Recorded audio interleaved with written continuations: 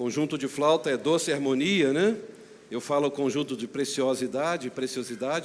Que Deus abençoe a vida dos irmãos e das irmãs. Romanos, capítulo 12. A princípio, nós vamos ler apenas o verso 1 e 2.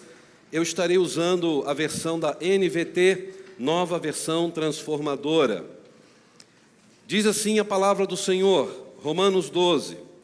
Portanto, irmãos, suplico-lhes que entregue seu corpo a Deus, por causa de tudo que Ele fez por vocês, que seja um sacrifício vivo e santo, do tipo que Deus considera agradável. Esta é a verdadeira forma de adorá-lo. Não imitem o comportamento e os costumes deste mundo, mas deixem que Deus os transforme por meio de uma mudança em seu modo de pensar, a fim de que experimentem a boa, agradável e perfeita vontade de Deus para vocês. Pai, aqui nós estamos diante da Tua santa palavra e queremos mais uma vez pedir a Deus a Tua direção para que o Teu Espírito Santo, Pai, nos conduza no entendimento, na absorção de tudo aquilo que vamos ouvir nesta noite. Queremos sair daqui, ó Deus, não só conhecendo mais a Tua palavra, mas desejosos em praticá-la. Usa minha vida, Senhor, como instrumento nas Tuas mãos, para que o Teu nome seja honrado e glorificado mais uma vez neste lugar. É a oração que eu faço agradecido, em nome de Jesus Cristo, a razão da nossa vida. Amém. Meus irmãos, todos nós temos algumas feridas que nunca nós iremos esquecer. Talvez você começasse a falar agora das feridas que você já teve na sua vida, das mágoas que você passou, das decepções que você enfrentou. Eu acredito que você vai poder lembrar de algumas, porque algumas feridas, elas nunca vão sair da nossa memória. Só que, diante delas, nós só temos duas opções: passar toda a vida amargando esta lembrança, ou virar a página e deixar Deus fazer uma mudança radical na nossa história. Para quem está acompanhando esta série de mensagens de implementação do Celebrando a Recuperação, se lembrará que nós já participamos de 4 passos até agora. Primeiro passo, falamos sobre a realidade. E que realidade é essa? Que nós reconhecemos que não somos Deus, que nós admitimos que somos impotentes para controlar as tendências de fazer coisas erradas e que nossa vida sem Jesus estará sempre fora do controle. Nós também aprendemos no segundo passo sobre a esperança. Nós aprendemos que precisamos sinceramente crer que Deus existe, e que somos importantes para Deus, e que Deus tem poder suficiente para nos ajudar na nossa recuperação. O terceiro passo, nós aprendemos sobre o compromisso, que escolhemos confiar, nos comprometer a confiar toda a nossa vida, a nossa vontade, aos cuidados e controle de Cristo, como Davi fez.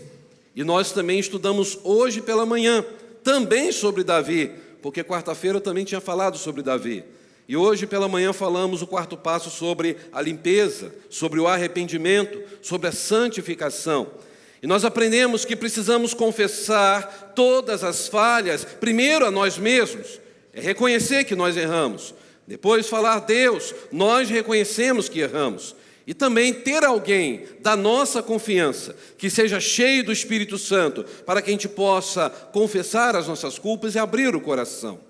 É por isso que agora à noite nós estaremos no quinto passo que eu quero compartilhar. São 8 passos no total, e nós vamos agora para o quinto. E o passo dessa noite, nós queremos responder esta pergunta: como caminhar para ter uma transformação completa? Como caminhar para ter uma transformação completa? Eu já falei pela manhã, como eu tenho dito, o Celebrando a Recuperação não é a solução para os nossos problemas, é uma ferramenta na mão de Deus, que Deus nos deu para que eu e você pudéssemos usar para nos abençoar. A solução está em Cristo. A solução é o Espírito Santo que nos convence da justiça e do juízo. A solução está em Deus. E o Celebrando a Recuperação fala disso o tempo todo. O tempo todo, em todos os passos, é o nome do Senhor que está sendo colocado ali e a Bíblia que está sendo falado. Portanto, Celebrando a Recuperação não nasceu da noite para o dia, não é um projeto qualquer, é um projeto à base de oração e com muitos resultados de muitas pessoas que puderam ser transformadas, curadas pelo poder do nome de Jesus Cristo. Por isso, meus irmãos, para isso acontecer, nós precisaremos pedir humildemente a Deus que o Senhor remova nossos defeitos de caráter. Porque, irmãos, voluntariamente nós precisamos nos submeter a cada mudança que Deus precisa fazer na nossa vida. Ou você acha que não tem mudança nenhuma que você precisa passar? Está tudo bem, você está perfeito. Meus irmãos, todos nós temos alguma fraqueza. Todos nós temos algo que precisamos melhorar. Porque todos nós temos feridas. Feridas que nós não esquecemos. Todos nós temos algum tipo de vício, não somente de bebida, de uso de cigarro ou drogas, não. Talvez vícios que nós temos, que nós precisamos vencer. O vício do celular, o vício de ficar falando mal de alguém, o vício de ficar toda hora vendo um programa na televisão, mas não tem prazer de ler a palavra de Deus. Ou seja, o vício de comer. Isso são vícios que têm dominado muitas vezes as nossas vidas. São hábitos que nós acabamos tendo que estão arruinando as nossas vidas. E talvez esses hábitos, eles surgiram como resultado de um abuso que alguém teve na infância. Talvez uma repreensão, talvez uma rejeição, talvez uma violência doméstica, talvez um fracasso. Quem sabe um pecado, ou quem sabe foi uma agressão que você vivenciou na sua vida e por isso você tem este hábito hoje, por isso você tem alguns vícios na sua vida. Quem sabe porque você também passou por uma perda irreparável. Mas seja o que for, Deus, Ele deseja te ajudar a transformar esta marca ruim do seu passado em algo bom. Porque somente Deus pode fazer de toda a tragédia virar grandes bênçãos. Você crê que o nosso Deus é poderoso para isso? Que Deus é especialista em recomeçar e transformar tragédias em bênçãos? O que Deus pede de mim e de você é apenas confiar nele, confiar no Senhor e crer que nós não vamos perder o nosso tempo confiando no Senhor. Nós não vamos nos decepcionar, porque o nosso Deus é especialista em enxugar lágrimas. Meus irmãos, Apocalipse 21:4 diz o que nós vamos receber quando formos para o céu. Lá diz, Ele enxugará dos seus olhos toda a lágrima. Você consegue sentir paz sabendo disso? Que o nosso Deus enxuga as nossas lágrimas?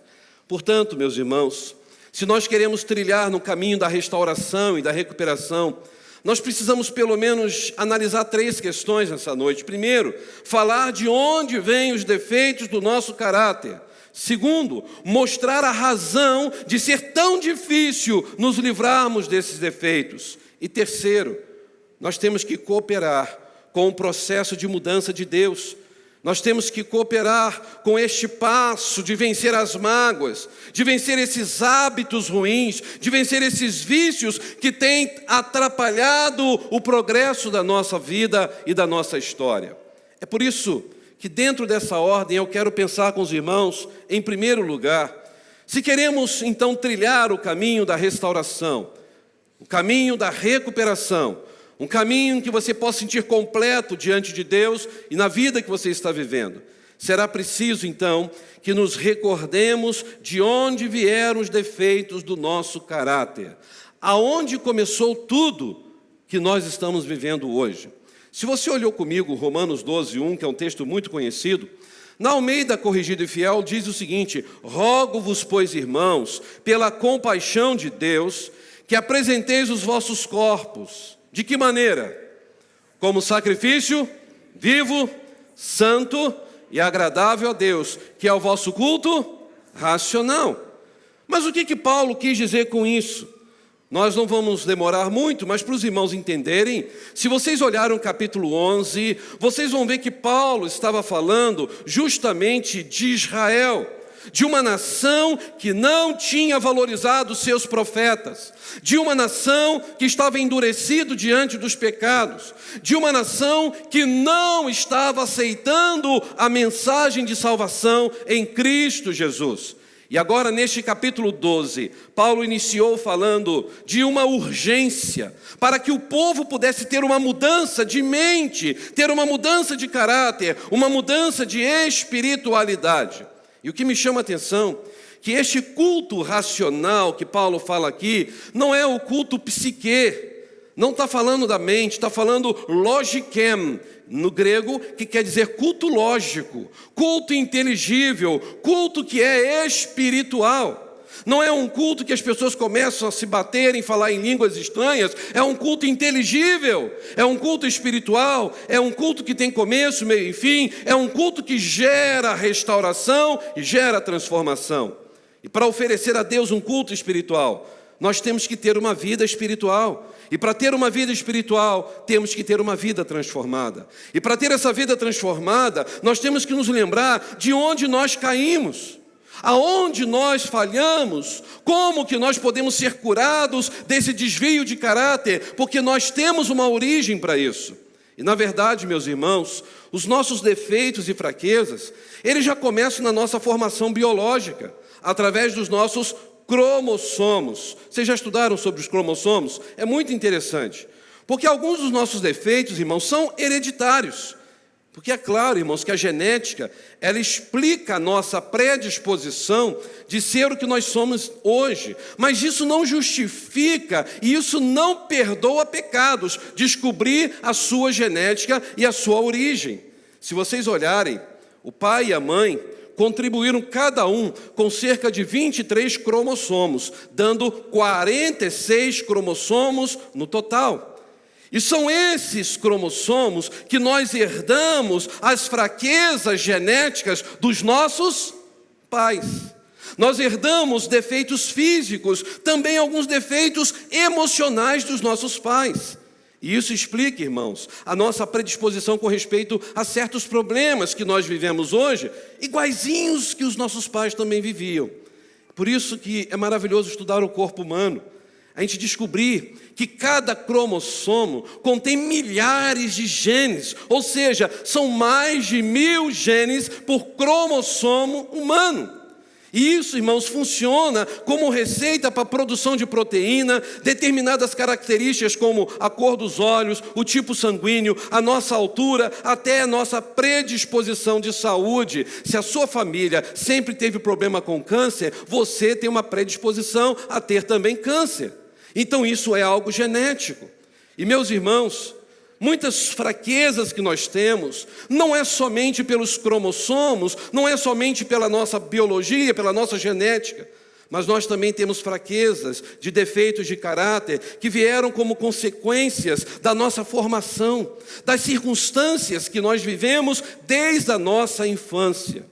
Se eu perguntar aqui agora, vocês conseguem se lembrar até que idade de algum fato que vocês viveram na infância? Se eu perguntar à irmã Rosane, cadê a irmã Rosane, né? Irmã Rosane tem 50 e quantos anos? 38, tá bom, irmã. Um mais mentiroso que o outro aqui. Minha irmã passou dos 80, né? A irmã se lembra de algum fato na sua infância? De que idade? 4 anos, 8? Mas se lembra antes disso? Agora imagine só, há cerca de quase 80 anos atrás, aconteceu coisas na sua vida que a irmã sempre vai lembrar. Já teve dias que a irmã sonhou alguma coisa, que lembrou de algo lá da infância. Porque isso está na nossa genética. Não é interessante como que é o corpo humano? Nós estamos lembrando daquilo que aconteceu. A gente lembra também de fatos que marcaram quando um pai ou uma mãe não deu aquele doce ou aquele sorvete que a gente queria. Talvez você hoje se lembre de alguma coisa que aconteceu lá atrás. E aí eu pergunto para você, será que a sua infância só teve coisas ruins? Não teve coisa boa também não? Parece que a gente só está preso àquilo de ruim que aconteceu. Na verdade, cada um aqui foi criado de uma determinada maneira. Alguns com uma criação severa. Pai e mãe foram rígidos, batiam com aquelas mangueiras, lembram? Que chamavam de cano Pelé. Eu não sei se vocês lembram daqueles canos, né? Era um cano que era usado para colocar na pia da cozinha, e alguns apanharam com aqueles canos, outros com varinha de bambu, outros com verdadeiros chinelos GPS da mãe. Eu tinha o privilégio de apanhar com esse chinelo. Eu me escondia atrás da coluna, a minha mãe jogava o chinelo e fazia...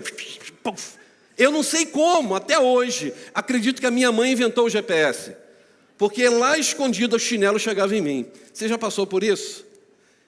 Meus irmãos, quantos aqui não apanharam de correia do pai? Ou seja, você lembra de momentos assim, e realmente são momentos que marcaram.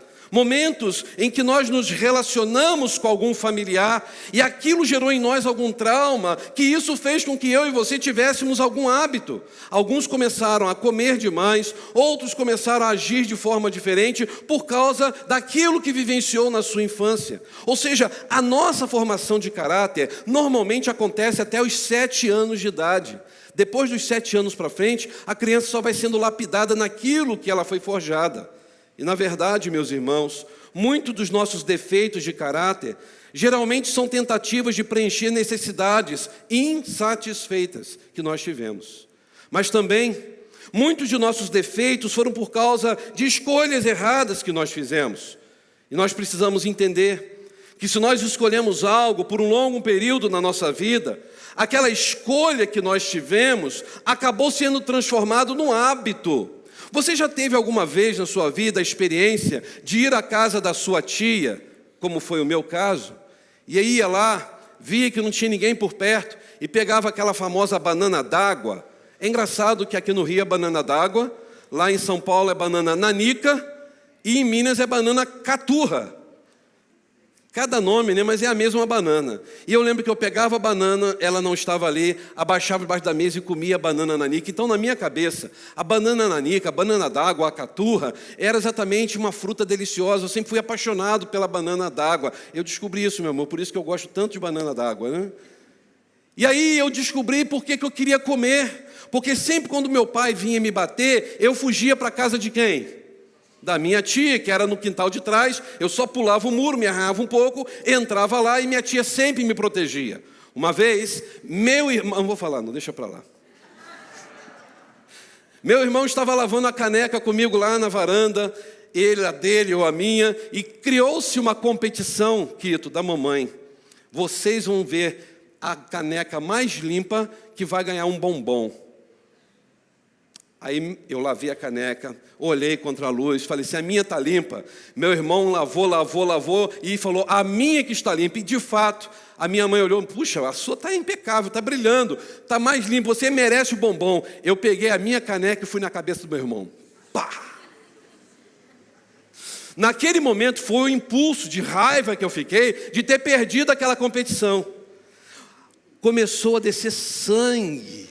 Rios de sangue, porque o couro cabeludo tem muito sangue.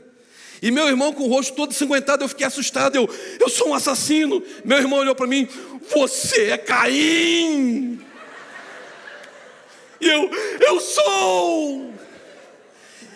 E a minha mãe, o que aconteceu? Ele, o Wellington está tentando me matar. Para onde eu fui?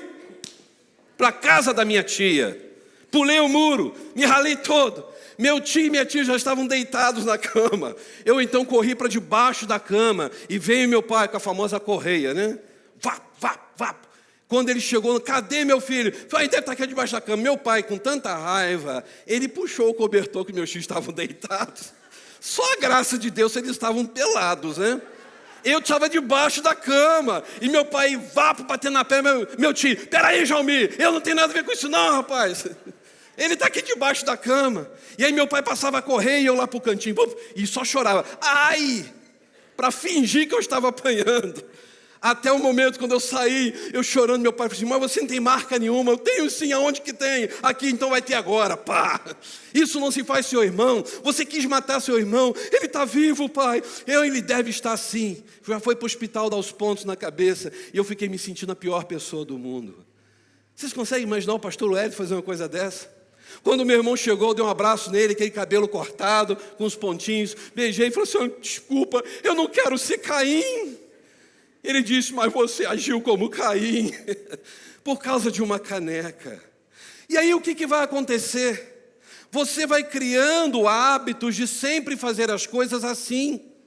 Você vai ficar com raiva. E ao ficar com raiva, você vai reagir com raiva. E isso vira um hábito porque você acostumou fazendo isso.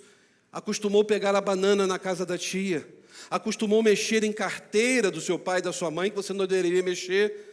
E a pessoa acaba vivendo momentos de grandes pecados na sua história, por hábitos diante de uma má formação de caráter. E olha que o que eu apanhei na minha vida foi muito grande, foram muitas surras, irmãos. Só que eu agradeço a Deus por cada surra que eu levei. E eu disse isso para o meu pai quando eu estava indo para o seminário. Pai, o senhor lembra quando o senhor me batia? Eu falei, nem lembro muito disso, não lembra, pai, o senhor lembra. Pai, eu louvo ao Senhor, Deus poderoso, que usou o senhor e a mamãe, mesmo estar de raiva, para me corrigir.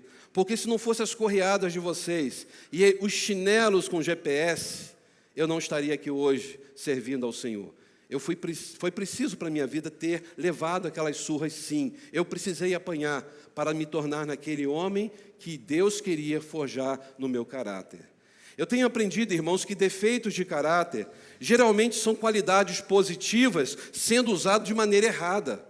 Ou seja, nós temos um caráter, não é que você nasceu defeituoso, é que o seu caráter foi lapidado de forma errada. Irmãos, não é fácil ter o caráter mudado. Mesmo que você faça terapias, mesmo que você leia livros, faça seminários diversos, você vai continuar sendo difícil e você vai ter uma luta muito grande para ter esta mudança na sua história. E nós somos pecadores desde o ventre da nossa mãe. Foi o que nós lemos hoje no Salmo 51, no verso 5. Ou seja, nós já nascemos no pecado. É por isso que nós precisamos ser lavados pelo sangue de Jesus para recebermos uma nova vida, para recebermos uma nova mente, para recebermos um novo coração. E é preciso, irmãos, trilhar esse caminho urgentemente para receber a cura. Eu sei aonde tudo começou na minha história, mas você sabe, você consegue se lembrar de tudo que você já fez na sua vida? E aí eu pergunto a você, já que você entregou a sua vida a Jesus Cristo, você pode dizer que você está completamente sem nenhum problema na sua vida, sem nenhum erro, sem nenhum defeito?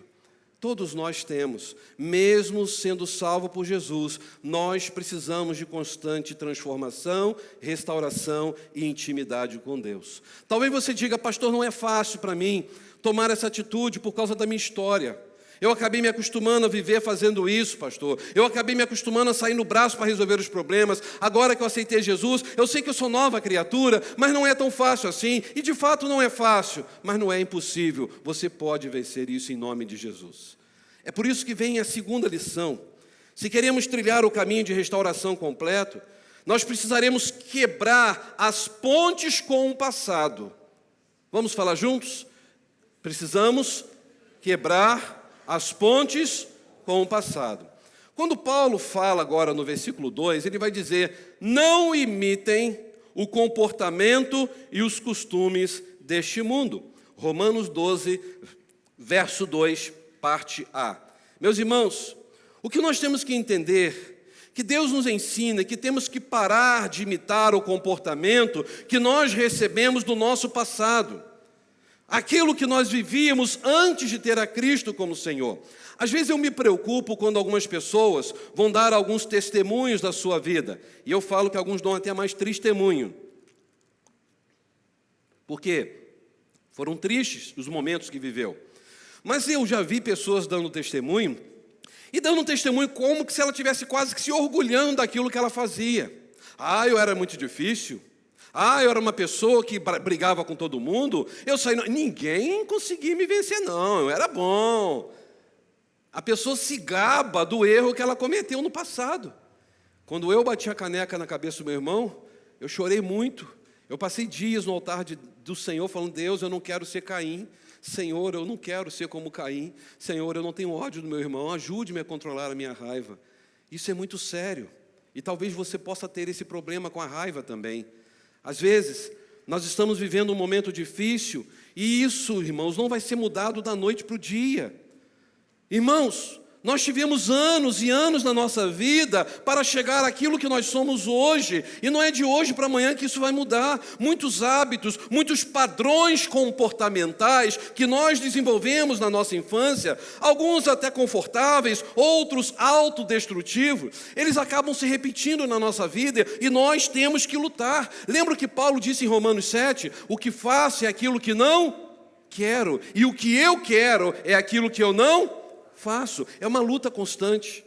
É como se fosse aqueles velhos sapatos. Você já teve sapatos daqueles que você estava tão acostumado que você acabava colocando no seu pé, já tinha até as cavidades dos seus dedinhos?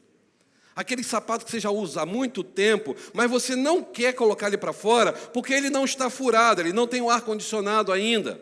E você se identifica com ele. É aquele sapato que você coloca toda hora, que é rápido de colocar, não tem cardaço, você tira, você coloca. Você tem esse tipo de sapato? Ou seja, o sapato já se acomodou ao formato do seu pé. E aí você já está o quê? Acomodado com isso. Aquilo ali já criou uma identidade para o seu pé. O seu pé está acostumado a sempre ficar ali. Aí quando você compra um sapato justinho, novo, o que acontece? Vai dando bolhas, não é assim? Você começa, eu vou ter que comprar um sapato maior, né?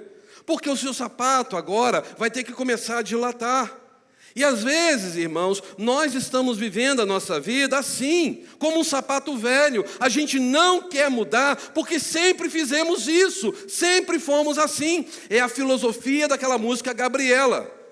Eu nasci assim, vou viver assim, vou morrer assim, sempre Gabriela. Aí um pastor disse, não, é o crente Gabriela. Aí eu, como assim? Eu nasci assim, estou vivendo assim, vou morrer assim, crente Gabriela. Ou seja, ele não muda. Ele diz que aceitou a Jesus, mas simplesmente ele não muda. É uma pessoa ranzinza, é uma pessoa sem paciência, é uma pessoa que não tem o brilho de Jesus no seu rosto, mas diz que ama Jesus. Você chega, graça e paz, querido, tudo bem? Tudo bem. Deus abençoe, irmão. Está tudo bem mesmo? Tudo bem. Você conhece gente assim que parece que a pessoa não dá um sorriso. Ela sempre vê o lado negativo das coisas. São pessoas que falam, bom, isso é a maneira que eu sou, pastor. Eu nasci assim, assim eu sou. É o meu jeito de ser. Você conhece gente assim? Meus irmãos, por favor, não faz isso não, né? Não cutuque quem está do seu lado. Às vezes, nós estamos identificando com isso que nós vivemos até hoje e estamos achando que é legal ser assim. O que acontece, meus irmãos, é que inconscientemente, uma das razões pelas quais não mudamos é porque nós temos medo de mudar. Medo de deixar esse defeito. Você abraçou ser assim? Ah, pastor, o meu pai é pão duro, então também você é pão duro. E para mim está tudo bem. Você acha que a avareza é uma virtude ou é um pecado? É um pecado. Aí chega na igreja, a pessoa vai ser avarenta na igreja. Irmãos, nós vamos então comprar um púlpito novo. Isso é gasto na casa de Deus. Não pode. Para que gastar dinheiro com um púlpito desse? Você conhece gente assim? Meus irmãos, reino de Deus não tem gasto. Reino de Deus tem investimento. Vocês viram quantas pessoas foram alcançadas pelo Evangelho de Cristo?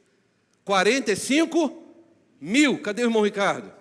45 mil pessoas, vamos supor que ninguém quisesse ter ofertado, que os batistas brasileiros tivessem preocupado cada um com a sua igreja local, e ninguém quisesse mais ofertar para missões. Aonde estariam aqueles 45 mil?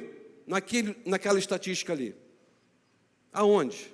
Vocês conseguem entender? Se essas pessoas foram alcançadas pelo Evangelho, é claro que Deus iria arrumar um outro meio para que essas pessoas o conhecessem como Salvador. Mas nós fizemos parte de cada centavo dado aqui para que aquelas pessoas pudessem ouvir falar de Jesus Cristo. E sabe o que é interessante? Que a pessoa transfere para a igreja coisas do seu passado. Irmãos, o reino de Deus é dinâmico. Igreja não é banco. Igreja é uma instituição sem fins lucrativos. Para quê? Para que tudo que entrar aqui seja revertido para a glória do Senhor, para a transformação de vidas, para exaltar o nome de Jesus Cristo. É por isso, meus irmãos, que algumas pessoas falam, pastor, se eu deixar esse defeito, eu não vou ser mais eu mesmo. E eu falei, como assim?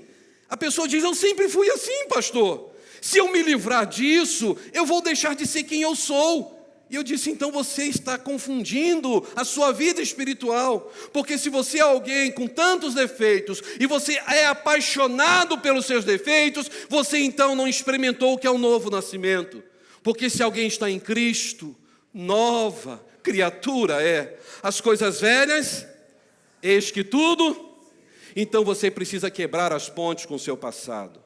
O que nós temos que entender, que todo defeito tem uma recompensa. Porque o nosso defeito, ele mascara a nossa dor. E não podemos esquecer, irmãos, que toda vez que você está fazendo isso, é porque você tem uma dor no coração, e você acaba colocando essa máscara, que é o seu defeito, e aí você começa a se compensar, vivendo aquilo, para tentar aliviar um trauma que você teve lá na sua infância. Porque a maneira que descobrimos que realmente podemos ter a atenção de alguém, talvez seja usando o nosso defeito. Ah, mas eu sou sempre assim mesmo, eu não gosto de mudar, eu preciso continuar assim, porque assim eu posso entender que sou eu. Você não pode aceitar ser alguém com defeito no seu caráter, alguém que tenha defeito no seu caráter. Você precisa dizer, Senhor Jesus, molde o meu caráter. Senhor Jesus, transforma a minha vida. Senhor Jesus, eu preciso quebrar essa ponte com o meu passado, porque eu preciso trilhar um novo e vivo caminho, um caminho de restauração, para louvar, para adorar e glorificar o nome de Jesus. Eu não quero mais viver preso no meu passado. E Satanás sempre tenta nos desencorajar. Satanás sempre está colocando pensamentos negativos na nossa mente, dizendo, você não vai mudar. Você é assim, ponto final. Aceite que você é assim. Isso nunca vai funcionar com você. Você não é capaz de fazer isso. Você não vai conseguir ter esta mudança. Entenda isso. Você não vai conseguir ser outra pessoa. Irmãos, a Bíblia diz que Satanás, ele é verdadeiro ou ele é mentiroso? Ele é mentiroso. A Bíblia diz que se o Filho nos libertar, verdadeiramente sereis livres. Então em Cristo nós somos livres. Jesus é aquele que nos liberta. Jesus é aquele que nos ajuda a quebrar a ponte com o nosso passado, que nos escravizava e que nos mantinha o defeito do caráter. Jesus é o único que pode esmagar Satanás debaixo dos nossos pés. Louvado seja o nome de Jesus. Romanos 16, 19 e 20 diz, o Deus de paz esmagará Satanás debaixo dos nossos pés. É por isso que Jesus é quem te ajuda a quebrar essas pontes com o seu passado, a mexer no seu caráter, a moldar a sua vida espiritual e a dar a você uma vida feliz, abençoada e de sucesso e com muitas vitórias. Se Deus é por nós, quem será contra nós? A última lição. Se queremos trilhar o caminho da restauração completa, será preciso que cooperemos com Deus nesse processo de cura e restauração. Se vocês olharem Romanos 12, agora a parte B, Romanos 12, verso 2, parte B diz, mas deixem que Deus os transforme por meio de uma mudança em seu modo de pensar, a fim de que experimentem a boa, agradável e perfeita vontade de Deus para vocês. Irmãos, se queremos cooperar com Deus, nós temos que ter a iniciativa, porque o texto diz, deixem que Deus os transforme. A palavra transformação aqui é a mesma palavra metamorfose, é uma mudança completa de mente. Irmãos, toda transformação, toda metamorfose só vai acontecer a partir de uma mudança de mente, de você simplesmente ter um pensamento diferente e falar, Senhor, mexe na minha estrutura, mexe nas minhas emoções, ajude-me, ó Deus, a ter uma mente diferente da mente que eu sempre tive até agora. Se você deseja mudar a sua vida, você precisa mudar o jeito que você está pensando. A Bíblia diz que os nossos pensamentos determinam nossos sentimentos e os nossos sentimentos determinam as nossas ações. Vou repetir. A Bíblia diz que os nossos pensamentos determinam os nossos sentimentos e os nossos sentimentos determinarão as nossas ações, o nosso comportamento, o nosso agir. E aí existem algumas maneiras de mudar a nossa forma de pensar que nos proporcionarão cooperar com Deus, naquilo que Ele está fazendo na nossa vida. É por isso que Deus deseja te mudar, me mudar, para fazer em nós aquilo que Ele deseja, esculpir em nós a pessoa de Jesus Cristo, para que sejamos varões perfeitos, completos. E nós temos que concentrar a nossa vida em Cristo, ter a mente de Cristo. É por isso, irmãos, que mudança não acontece da noite para o dia, porque senão você vai ficar sobrecarregado. Você vai ficar desencorajado, você vai acabar não mudando nada. Você tem que ser específico e dar um passo de cada vez, um degrau por dia. Porque a vida, irmãos, ela quando é medida em quilômetros, ela é cansativa, é dura, é exaustiva.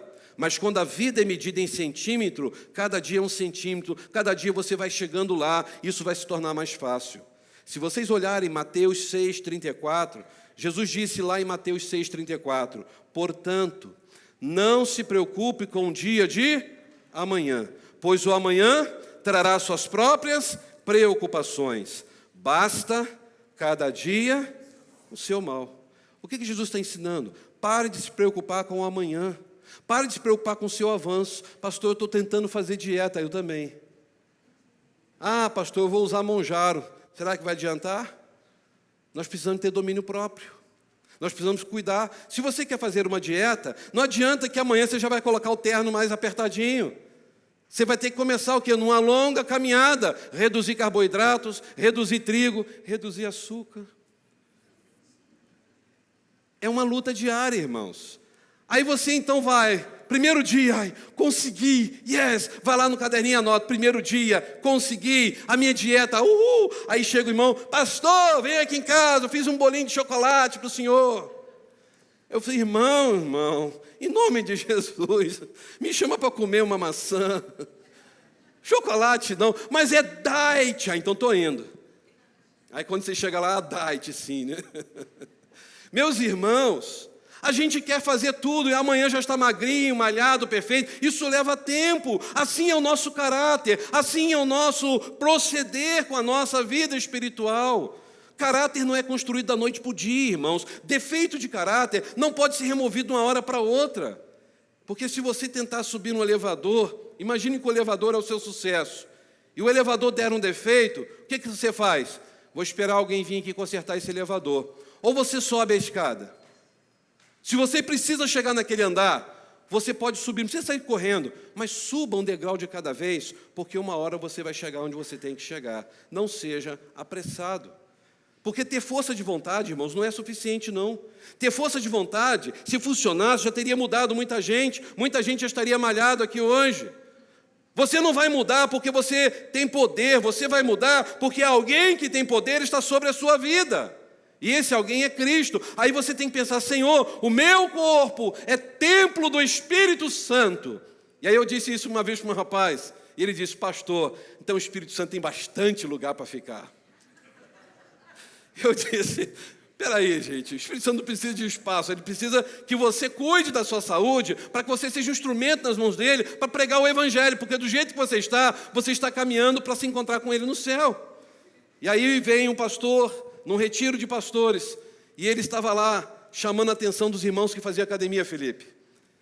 E ele chegou lá e disse, irmãos, eu oro a Deus para ser arrebatado junto com o irmão fulano de tal que faz academia. E aí naquele dia que nós subimos para o céu, eu vou olhar para ele, meu irmão, fez tanta academia, deixou de comer tanto, e eu estou aqui, ó, cheinho, estamos indo para o mesmo lugar.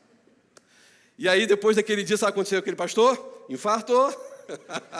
Vai ver ele hoje, nos dias de hoje, está magrinho, cuidando da saúde, vai nessa, né?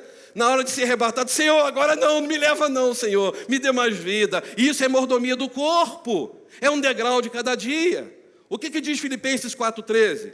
Posso todas as coisas em quem? Naquele que me fortalece, é Cristo. Se você ficar esperando sentir algo para mudar, você nunca vai mudar. É mais fácil, irmãos, agir a despeito do sentimento do que sentir que deve agir. Nunca se esqueça também de perguntar para você mesmo, que tipo de pessoas vão me ajudar? Fazer dieta numa casa que todo mundo come pizza toda hora é uma luta, é um domínio próprio. É você lutar contra o seu eu o tempo todo e contra as lombrigas dentro da sua barriga. Mas você pode superar e dizer, eu vou chegar lá. A Bíblia diz, 1 Coríntios 15:33, as más companhias Então tem muita gente corrompendo o bom costume, né? Vamos aprender a fazer pão sem glúten. E Deus vai nos abençoar, meus irmãos. Nós temos que concentrar no progresso, não na perfeição, porque não somos perfeitos. Irmãos, Deus está trabalhando na sua vida, na minha vida, algo que nós chamamos de maturidade. Isso é alcançar maturidade. E na medida em que nós amadurecemos em Cristo, gradualmente nós vamos começar a reconhecer as áreas que Deus quer transformar em nós e vamos dizer: Senhor, pode mexer, eu estou preparado, mexe nessa área, porque eu sei que isso eu vi a minha vida inteira acontecer e eu não quero mais continuar escravo disso. Eu quero cooperar contigo, eu quero fazer a minha parte. Talvez o que falte na nossa vida hoje é manter os nossos olhos em Jesus Cristo e dizer: Tu és de fato o autor e consumador da minha fé. E quem sabe hoje você não precisa dizer: Senhor, eu tenho que fazer a minha parte antes que seja tarde demais. Eu quero quebrar as pontes com o meu passado e eu quero, Senhor, neste momento, viver uma vida completamente transformada, restaurada, curada para o louvor e para a glória do seu nome. É por isso que eu convidei nessa parte final, com muita alegria, a nossa diaconisa, a irmã Adriana, para contar um pouquinho do seu testemunho, da sua história, de quanto ela lutou para chegar aqui e o quanto que Deus tem feito e continuará fazendo na sua vida. Irmã Adriana, é um prazer poder ouvir o seu testemunho. Eu sei que a irmã preparou a base de muita oração, em nome de Jesus.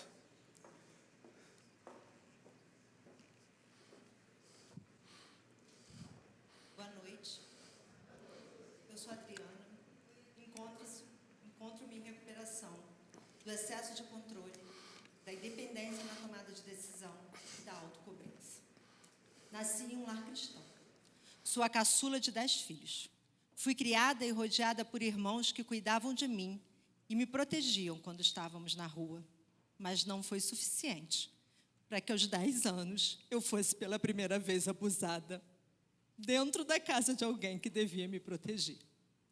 Fui tocada de forma íntima por alguém em quem todos confiavam e convivia com meus familiares. Naquele momento eu me senti vulnerável, pois percebi que não existia segurança, mesmo próximo daqueles que cuidavam de mim e deviam ter me protegido naquele momento. Uma criança jamais devia passar por isso, mas eu passei. Após minha memória restaurar a lembrança no Celebrando a Recuperação, minha mente trouxe detalhes do dia que fui abusada pela primeira vez. E, curiosamente, me recordei que estava com uma roupa amarela. Ah, amarelo. A cor que hoje eu detesto. Minha filha ama vestir amarelo, pintar a unha de amarelo. E com a vividez da lembrança, entendi que essa cor nunca é por mim escolhida. Não é porque me deixa pálida ou não combina com a minha pele. É porque aquele dia foi o primeiro registro de que não existia segurança para viver, nem quando próxima de alguém muito amado e que tem o dever legal de cuidar de uma criança. Nunca passei fome, mas vivi muitas privações, pois nunca é fácil para um casal cuidar de tantos filhos, com suas necessidades de alimento, estudo e vestuário. Por sermos uma família grande, a roupa era passada do mais velho para o mais novo. O alimento era dividido e contado, para que todos tivessem o que comer. Me recordo que quase nunca tinha a oportunidade de comer o bico do pão, pois a bisnaga era partida e eu sempre ficava com um pedaço do meio, embora o bico do pão fosse a minha parte preferida. O frango inteiro era repartido. E como eu era mais novinha, sempre ficava com as partes com mais osso. Até hoje eu prefiro a asa, o pescoço, as costinhas do frango. Muitas vezes eu mastigo o osso para sentir o caldinho que dele sai e perpetuar o sabor do alimento na minha boca. O peito do frango, por ter mais carnes e sustância, ficava com meus irmãos que sairiam para trabalhar e precisariam de mais energia. É nítido em minha memória o primeiro sanduíche feito pelo meu marido com várias fatias de queijo, pois em nossa casa vivíamos uma realidade muito diferente da que vivia em minha infância. E sem que ele percebesse, Me lembro que fui à cozinha deixar o sanduíche com apenas uma fatia de queijo, pois me parecia desperdício rechear tanto uma única fatia de pão. Essa costura de escassez me levou cedo ao mercado de trabalho. Aos 14 anos, fui estagiária em um banco público, pois já estava cursando científico, hoje ensino médio. Fui uma criança precoce. Li aos 3 anos, aos 13 já estava no ensino médio e aos 16 na faculdade de Direito. Sempre gostei muito de estudar. Me recordo de passar horas lendo o dicionário Aurélio da minha irmã. Aprender me fascinava, mas sabia que minha família não teria condições de pagar o curso superior que eu tanto sonhava. Quando o período no estágio do banco estava chegando ao fim, o gerente, sabendo do meu sonho em continuar estudando, conseguiu um emprego em uma ótica de propriedade de um cliente que sempre queria ser atendido por mim. Confiando que seria a possibilidade de ter recursos financeiros para estudar, aceitei o trabalho e a carona que todos os dias o patrão me oferecia. Afinal de contas, ele aparentava ser um homem digno. Era casado, tinha filhos e era um conhecido líder religioso no bairro de Campo Grande. Ledo engano. Primeiro começou a me agradar com presentes e lanches do Bob's, que estavam bem distantes da minha realidade familiar, para, enfim, sutilmente começar a encostar em meu corpo e pedir desculpas pelo ocorrido. Até o dia que ele perdeu o controle e tentou me beijar à força. Naquele dia, o pavor tomou conta de mim, pois a vulnerabilidade sexual havia retornado para a minha vida. Eu me lembro de sair correndo da ótica e voltar para casa sem os meus pertences e sem coragem de contar aos meus familiares o que havia ocorrido. No dia seguinte, eu não fui trabalhar, alegando uma doença, pois tinha medo do que ele seria capaz de fazer. E eu poderia não ter forças de me defender. Nunca mais passei perto daquele local. O real motivo nunca foi contado a ninguém, pois eu tinha vergonha, pois, novamente, alguém havia tocado em meu corpo sem minha autorização. Eu teria culpa por isso? O que eu fazia de errado para que isso acontecesse logo comigo? Fui julgada por estar perdendo uma oportunidade de trazer recursos financeiros para minha família e facilitar a matrícula na tão sonhada universidade. Mas eu me mantive calada, pois a vergonha e o medo eram monstros que me consumiam sempre que eu vislumbrava a possibilidade de ficar sozinha com alguém. Em 1987, fiz vestibular e fui aprovada para a Faculdade de Direito. A matrícula foi feita na esperança de conseguir o crédito educativo, que logo se tornou uma realidade, facilitando que as mensalidades fossem pagas. Mas faltavam recursos para as passagens, para o livro, para a alimentação. E quando eu vi meus irmãos comentarem de um concurso público, pedi ao meu irmão mais velho que me levasse para fazer a inscrição. No ato da inscrição, não perceberam que eu não tinha 18 anos. Quando fui aprovada em primeiro lugar, foi preciso que minha irmã, que já era formada em Direito, impetrasse um mandato de segurança que garantiria minha posse no primeiro cargo público aos 16 anos. Era o dia 9 de junho de 1987, o dia da minha independência financeira. E, mais uma vez, Deus mostrava seu amor e seu cuidado por mim, me possibilitando ter recursos para me preparar para um futuro melhor. Todos os dias eu acordava às 5 da manhã para pegar o trem de Campo Grande até a estação da Mangueira, para cumprir minha jornada de trabalho. Retornava às 17, indo direto para a faculdade estudar. O dinheiro continuava contado. Me recordo de uma colega que levava de lanche biscoito queijinho da Piraquê. O cheiro fazia minha barriga doer de fome, pois eu só comeria ao chegar em casa após as 22 horas. Após me alimentar, eu passava toda a matéria limpa antes de dormir, para estudar e manter boas notas, pois sabia que o tempo para estudo era curto, frente às responsabilidades de trabalho e de cuidado com a casa dos meus pais no final de semana. Nesse cargo, Logo me destaquei como servidora responsável e comprometida. Era vista como adolescente que trabalhava e estudava como gente grande. E logo eu fui convidada para ser secretária de um diretor. Acreditando que era o reconhecimento pela minha dedicação, comemorei a oportunidade.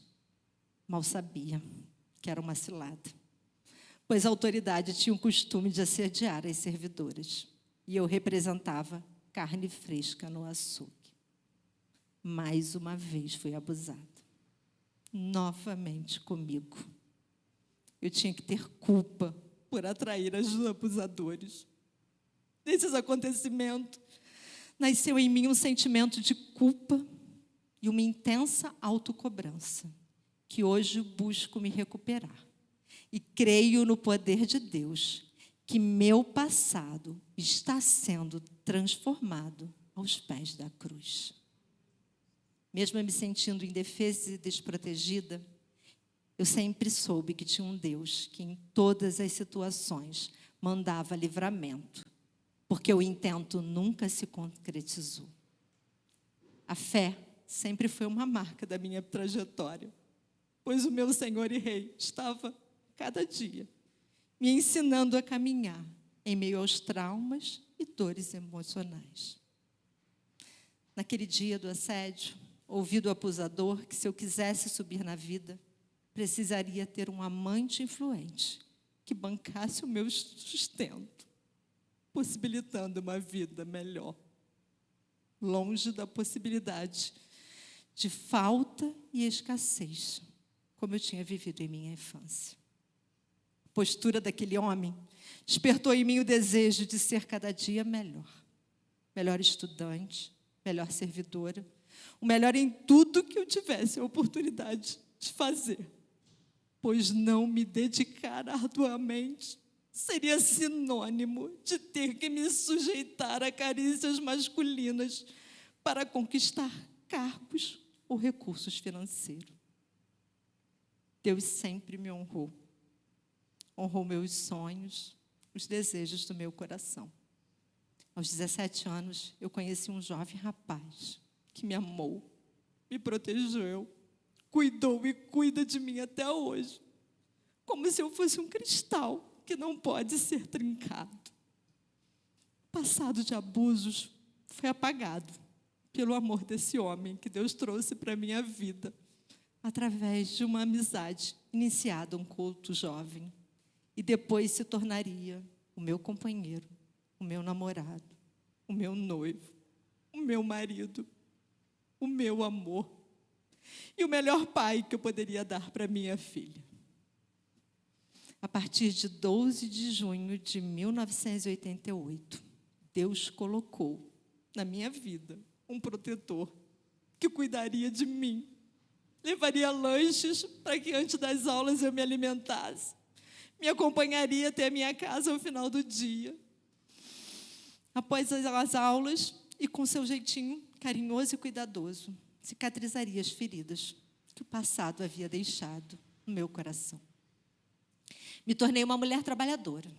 Passei em vários concursos públicos, já fiz bolo para vender, torta alemã, artesanato. Mais tarde escolhi uma segunda profissão e em tudo que eu coloquei as mãos para fazer, sempre fui e sou abençoada em abundância por Deus, a ponto de quem está ao meu redor não entender como as coisas chegam às minhas mãos com tanta facilidade. Mas eu vejo a provisão e o cuidado de Deus, enviando clientes, pacientes, chefias honestas que me convidaram para cargo de comissão, possibilitando a prosperidade da minha vida financeira. Mesmo tendo os recursos de servidor público desde 1987, eu nunca consegui ter descanso quanto ao sustento mensal. A possibilidade de escassez sempre foi minha preocupação diária. Trabalho como se a minha produção fosse impactar o soldo a ser depositado no último dia do mês. Trabalho arduamente. Não me permito descansar, diminuir o ritmo, ter momentos de ócio. Estou sempre procurando me ocupar, produzir, dar resultado. Já me mantive conectada com o trabalho, respondendo às dúvidas dos meus colegas no meu período anual de férias. Já trabalhei com muita dor, com catéter implantado entre o rim e a bexiga, com queimaduras purgando no abdômen, causadas pela bolsa de colostomia que havia estourado na noite anterior. Já escondi da minha família atestado médico, para evitar tirar licença e me ausentar do setor. Trabalhei no dia do sepultamento do meu irmão. As lágrimas rolavam pelo rosto e os meus colegas acreditavam que era alergia ao rímel que eu havia passado pela manhã, pois só souberam do falecimento dele uma semana depois, quando eu desabei em prantos por não conseguir mais esconder a dor que me consumia, por não ter ido me despedir do corpo que muitas vezes me protegeu e me amou. Voltar ao trabalho era sinônimo de fracasso. Era lembrança da possibilidade de precisar entregar o meu corpo para aquele chefe que me fez inconscientemente acreditar que eu nunca conseguiria sobreviver do meu trabalho digno e honesto, como eu já sobrevivo há quase 40 anos. Toda essa ligação entre abuso e trabalho só veio à superfície da minha consciência em uma quarta-feira, quando, no Celebrando a Recuperação, eu tive que falar sobre a minha maior preocupação diária e como é viver um dia de cada vez. Minha maior preocupação é o sustento. Por isso já fui chamada de workaholic, de burro de carga, de pé de boi. Já fui identificada pelos números da minha produtividade, por ter trabalhado 15 horas diárias, por ter afundado um sofá de casa, por trabalhar de forma remota no período de pandemia, por horas e horas ininterruptas, inclusive nos finais de semana. Essa postura já me levou diversas vezes ao hospital, muitas vezes com a pressão muito alta e suspeita de infarto. Já me deu um diagnóstico de burnout, e nos meus inexistentes conhecimentos de medicina, não sei o quanto isso pode ter influenciado os diagnósticos de hipertensão, arritmia cardíaca, síndrome do colo irritável e câncer de reto, que compõem hoje o meu histórico de saúde, aos 54 anos. Pensando sobre viver um dia de cada vez, absurdamente eu senti saudade do período da internação e tratamento do câncer, quando o trabalho foi deixado de lado para olhar para a minha saúde, pois meus dias podiam estar ali se findando, e eu tinha consciência que eu gostaria de aproveitar o que restava com a minha família e os meus amigos. Era o ano da formatura da minha filha, e o futuro dizia que eu poderia não estar lá. Podia estar fazendo quimioterapia, muito debilitada, ou até mesmo morta. Eu não estaria presente nas fotos dela. Eu não daria o abraço de comemoração pela conclusão do curso. Eu não estaria com ela em seu primeiro dia de trabalho. Eu não teria a alegria de admirar seu número de registro profissional.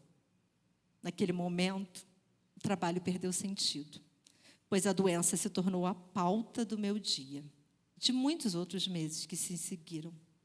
Foi tempo de ser amada, cuidada, de experimentar em meu coração a paz que excede todo o entendimento, citada em Filipenses 4:7.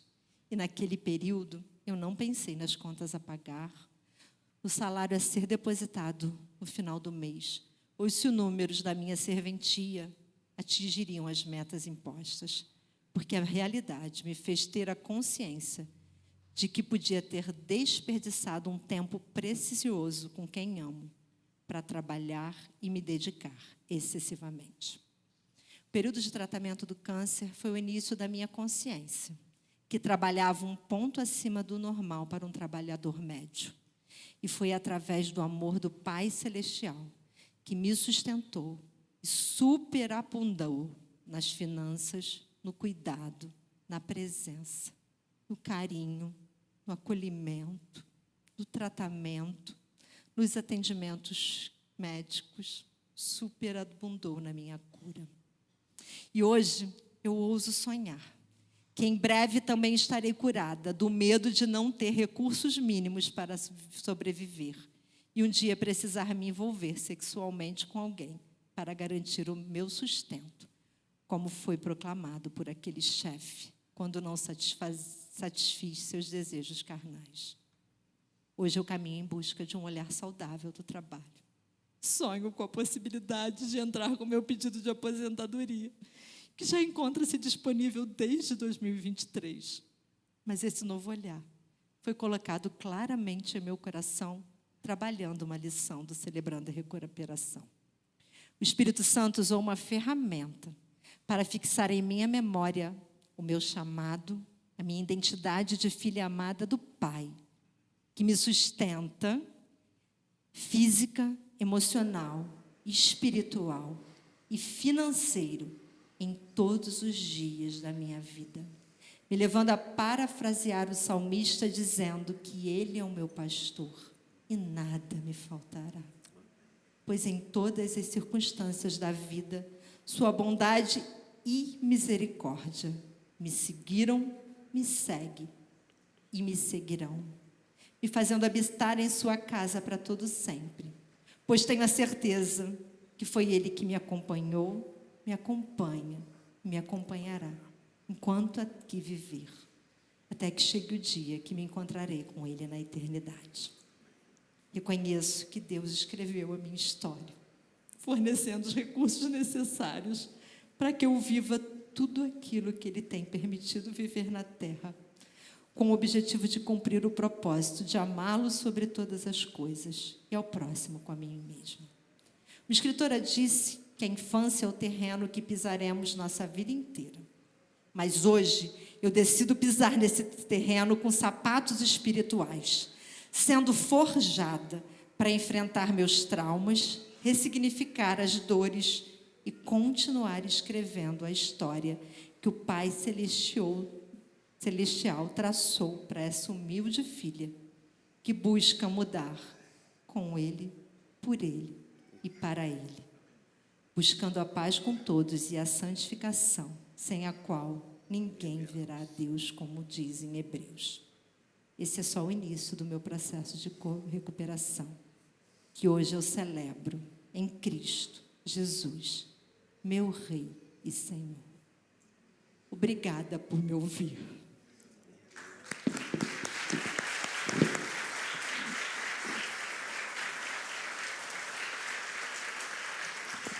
Louvado seja o nome do Senhor. Parabéns pela sua coragem de contar a sua história. Mas, de repente, a história da irmã Adriana é a sua história de vida. Talvez hajam pessoas feridas profundamente aqui nesta noite. Eu quero convidar você a ficar em pé e a fechar os seus olhos. Eu quero convidar você a pensar em tudo aquilo que foi falado aqui nesta noite. Talvez você tenha hábitos hoje, traumas na sua vida, por um abuso, uma repressão, uma rejeição, uma violência doméstica, um fracasso, um pecado, uma agressão, uma perda, eu não sei. Mas Deus quer transformar você. Paulo disse em Romanos 12:2, deixe que Deus os transforme por meio de uma mudança no seu modo de pensar. Deus pode mudar a sua vida, mas você precisa dizer, Senhor, aqui estou. Minha história tão difícil, uma infância com tantas marcas, mas agora eu entrego a minha vida nas tuas mãos, para que o Senhor me ajude a quebrar essas pontes com o passado, e eu quero cooperar contigo, eu quero fazer, ó Deus, a tua vontade. Diga para o Senhor, Pai, eu quero entrar nesse processo de recuperação. Restaura-me, Senhor, revigora-me, Senhor, cura-me, Senhor, dessas feridas que eu tenho na minha história. Se você quer fazer isso, então venha aqui à frente agora. Diga, Senhor, aqui eu estou. As marcas do meu passado eu entrego nas tuas mãos. Eu confio em Ti. Eu sei que o Senhor vai escrever uma nova história na minha vida. Então saia do seu lugar, venha aqui à frente. Eu quero orar por você enquanto nós estivermos cantando. Pode vir. Não tenha vergonha, tenha coragem de dizer isso, Senhor, aqui estou. Meu passado está nas tuas mãos. Meus ferimentos estão nas suas mãos. Tudo que eu vivi, eu entrego a ti. Pode vir. Confia no Senhor. O Senhor conhece a sua história. Deus pode mudar a sua vida hoje. Pode vir. Em nome de Jesus, saia do seu lugar. Eu quero orar por você. Louve ao Senhor, vamos. Sou filho de Deus, sim, eu sou. Você está vivendo talvez a pior fase da sua vida. Venha aqui agora, entregue a sua vida nas mãos do Senhor. Deus pode mudar a sua história. Confie nele. Não tenha vergonha, não tenha medo. Aqui o Senhor está te dando a oportunidade de recomeçar a sua história. Independente do que você tenha passado, venha. Eu quero orar por você. Nós vamos encerrar esse momento, mas eu quero colocar a sua vida diante do Senhor. Aquele que morreu por você numa cruz, Ele ressuscitou, Ele está aqui. E Ele quer te libertar para sempre. Você crê nisso? Então venha. Você será livre. Filho de Deus em Cristo Jesus.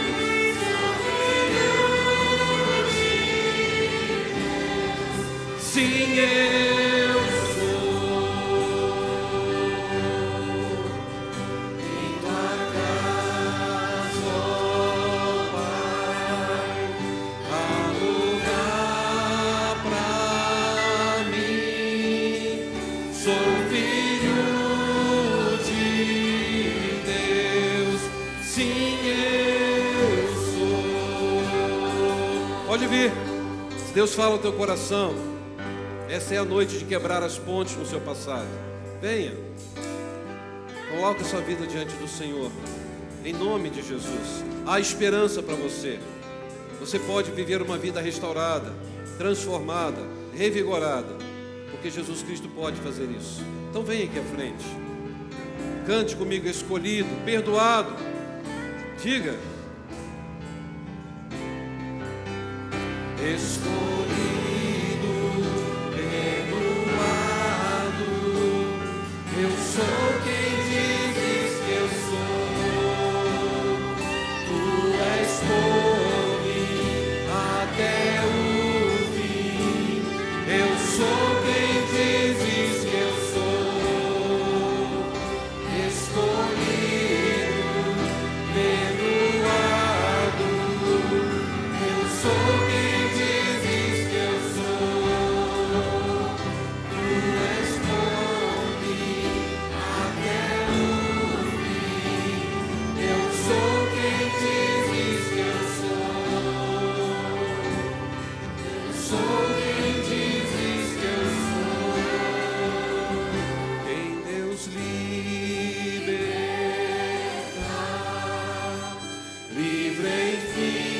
Você quer experimentar essa liberdade, essa restauração, o perdão, a cura?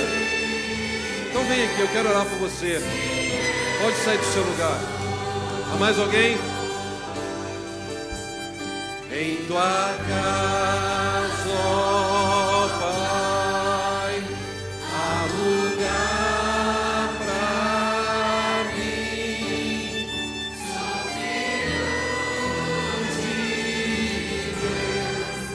Sim, eu sou. Ó Deus bendito, nós te louvamos por essa noite. Te louvamos, ó Deus, porque estamos aqui desejosos de prestar um culto ao Senhor, um culto que seja lógico, um culto que seja inteligível e espiritual. E queremos, ó Deus, ter uma transformação de mente, ter uma transformação de vida, ó Pai. Viver uma vida livre com tudo aquilo que nós ficamos aprisionados no nosso passado. Obrigado, ó Deus, porque estamos aqui dispostos a cooperar contigo, a viver uma vida segundo o teu coração, a manter os nossos olhos em Jesus, autor e consumador da nossa fé. Pai, eu entrego essas vidas tão preciosas que vieram à frente, que o Senhor derrame sobre eles, sobre ela, ó Deus, a unção do teu Espírito Santo, o bálsamo dos céus, e que possam sair daqui, ó Deus, com esse sentimento de que estão sendo restaurados, revigorados, transformados pelo poder do nome de Jesus Cristo. Eu faço essa oração em nome daquele que é o Senhor da igreja, aquele que é a razão da nossa vida, Cristo Jesus. Amém. e amém. Dê um abraço quem está perto de você, que você ainda não abraçou. Diga: Jesus pode mudar a história da nossa vida. Pode dizer isso? Jesus pode mudar a história da nossa vida.